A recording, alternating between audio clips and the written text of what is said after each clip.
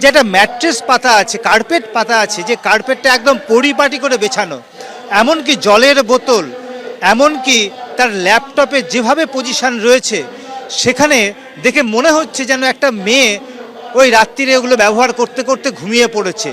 এবং তার জলের বোতল বা অন্যান্য পজিশনগুলো পরে পাল্টে গিয়েছিল।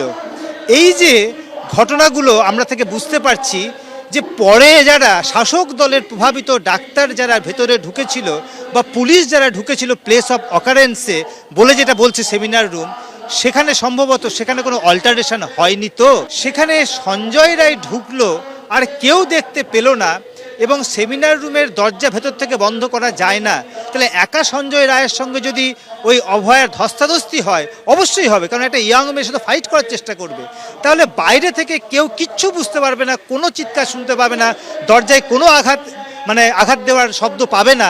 এটা কিন্তু হওয়ার কথা নয়। তাহলে যে কথাটা আমরা বারবার বলে আসছিলাম যে আদৌ সঞ্জয় রায় কিন্তু একা নেই, 2 নম্বর প্রশ্ন এটাও আসছে যে আদৌ কি ওই জায়গাতেই খুনটা হয়েছে, নাকি এমন অন্য কোনো জায়গায় খুন করে ওখানে রাখা হয়েছে। আমাদের তো এখন মনে হচ্ছে কলকাতা পুলিশ তথ্য প্রমাণ যেভাবে লোপাট করেছে, সিবিআই যেখানে কলকাতা পুলিশের ফাইন্ডিংসকেই সিলমোহর দিয়েছে, সেখানে মনে হচ্ছে একটা বিরাট সত্যকে গোপন করার একটা চক্রান্ত চলছে।